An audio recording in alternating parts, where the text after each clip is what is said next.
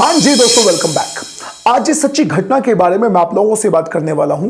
मैं चाहता हूं कि आप लोग उस घटना को सुनने के बाद मुझे कमेंट में अपनी राय देना बिल्कुल भी ना भूलें। आप मुझे बताइएगा कि इस वाली घटना को कैसे टाला जा सकता था, इस हादसे को कैसे टाला जा सकता था, इस हादसे में मुख्य किरदार कौन है, किसकी वजह से ये इतना बड़ा हादसा हुआ है जिसमें एक मौत और 5 जिंदगियां बर्बाद हो चुकी हैं। तो दोस्तों, आज की सच्ची घटना को आप लोगों को बताने के लिए मैं आपको लेकर चलता हूं यूपी के एक जगह पर जिसका नाम है ग्रेटर नोएडा वेस्ट। यूपी के ग्रेटर नोएडा वेस्ट में एक थाना लगता है और उस थाने का नाम है बिसरख।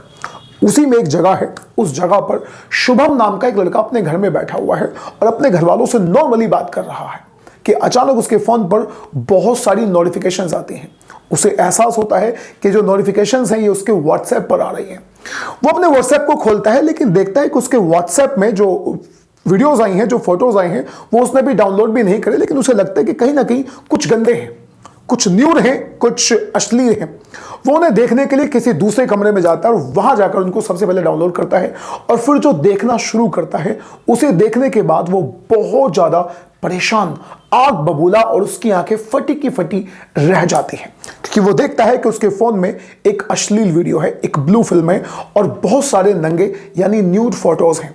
उन सभी को देखने के बाद वो बहुत ज्यादा आग बबूला हो जाता है क्योंकि वो जो देखता है, जिस शख्स को वो उन वीडियोज और फोटोज में देखता है, वो कोई और नहीं बल्कि उसकी बहन है जो किसी और व्यक्ति के साथ सेक्सुअल रिलेशनशिप बना रही है। उसकी बहुत सारी नंगी फोटोज भी उसमें पड़ी हुई हैं, जिन्हें देखने के बाद वो आग बबूला होता है और सीधा नेहा नाम की अपनी बहन के पास पहुंच जाता है और दोस्तों नेहा से पूछता है कि तुम यहां पहुंची तो पहुंची कैसे, और ये व्यक्ति कौन है और उसके संपर्क में तुम कैसे आ गई, और ये सारा का सारा माजरा क्या है। दोस्तों, इस आज की सच्ची घटना का एक पार्ट तो हुआ ये।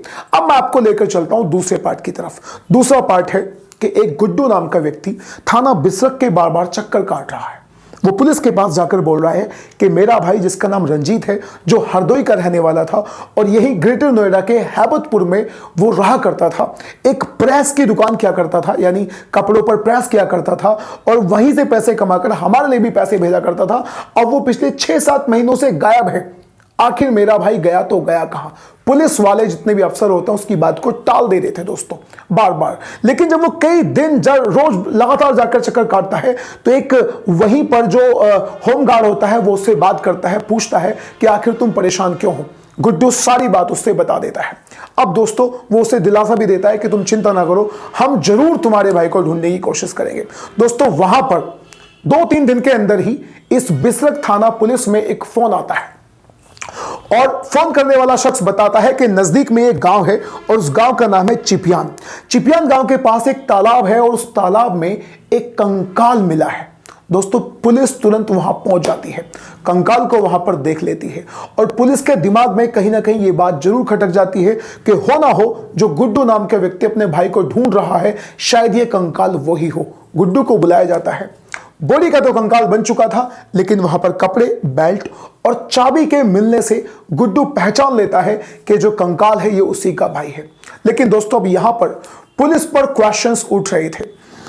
पुलिस के लिए इस केस को सुलझाना बहुत ज्यादा मुश्किल और बहुत ज्यादा जरूरी हो रहा था और फिर पुलिस इस केस को सुलझाती है और जो चौंकाने वाला खुलासा करती है उसे सुनने के बाद आप 100% कांप जाएंगे और आप सोचने पर मजबूर हो जाएंगे कि असल में क्या दुनिया में ऐसा हो सकता है। तो दोस्तों, पुलिस बताती है कि रंजीत नाम का यह व्यक्ति प्रेस की दुकान चलाया करता था। एक दिन उसके पास एक लड़की का गलती से फोन आता है। गुड्डू उसे सॉरी बोल देता है, वो लड़की इसको सॉरी बोल देती है और फोन कट जाता है। लेकिन दोस्तों, ये तो केवल और केवल शुरुआत थी। असली कहानी यहीं से शुरू होती है। गुड्डू और वो लड़की जिसका नाम होता है नेहा, दोनों आपस में बातचीत करना शुरू कर देते हैं। दोनों आपस में बातचीत शुरू करते हैं, दोनों में प्यार हो जाता है और इनका प्यार काफी हद तक बढ़ जाता है। ये दोनों एक दूसरे से मिलना शुरू कर देते हैं, इन दोनों के बीच सेक्सुअल रिलेशनशिप भी बन जाता है। अब दोस्तों, यहां पर रंजीत नाम का ये व्यक्ति नेहा से बोलता है कि अब मैं तुमसे शादी करना चाहता हूं, अब तुम अपने घर वालों से हमारे रिश्ते के बारे में बता दो। अब दोस्तों, जो नेहा है वो बिल्कुल सीधे स्वभाव में अपने घर वालों से इस बात को बता देती है।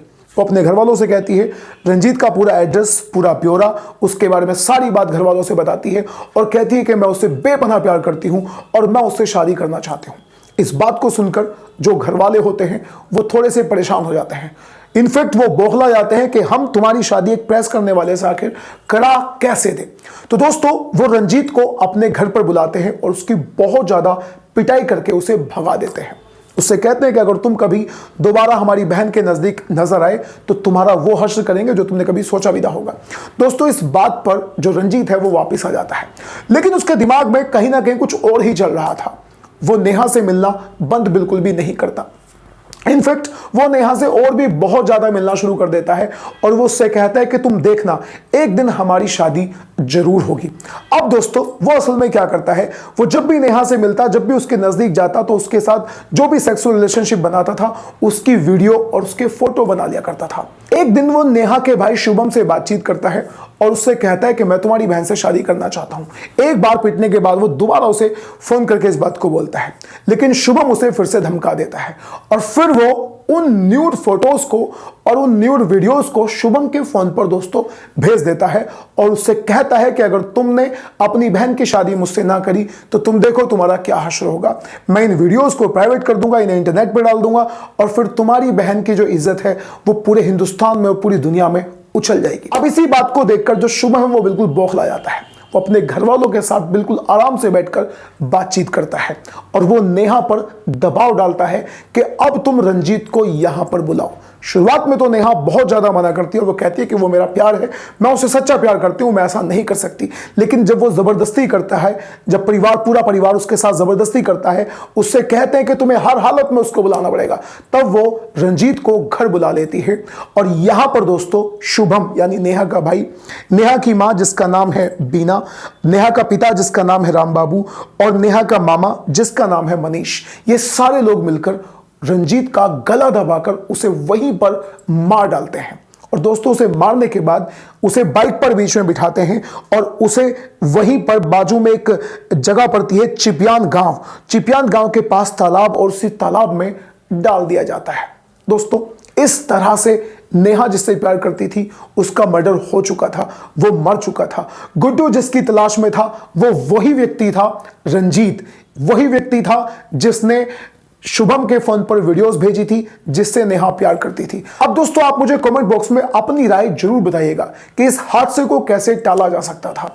अब ये सारे लोग, जितने भी लोग हैं, मामा और नेहा का भाई शुभम, नेहा की मां बीना और नेहा का पिता राम बाबू, सभी लोग जेल जाएंगे। यानी 5 जिंदगियां तो जेल में रहेंगी और एक व्यक्ति रंजीत मर चुका है। उसका परिवार, उसका भाई अब जिंदगी भर इसी मलाल में जिएंगे कि वो अपने भाई को खो चुके हैं। आप जो कुछ भी कहना चाहते हैं इस घटना के बारे में अपनी राय कमेंट बॉक्स में जरूर दीजिएगा। अब हम मिलते हैं किसी अगली वीडियो में। Till then bye bye and take care.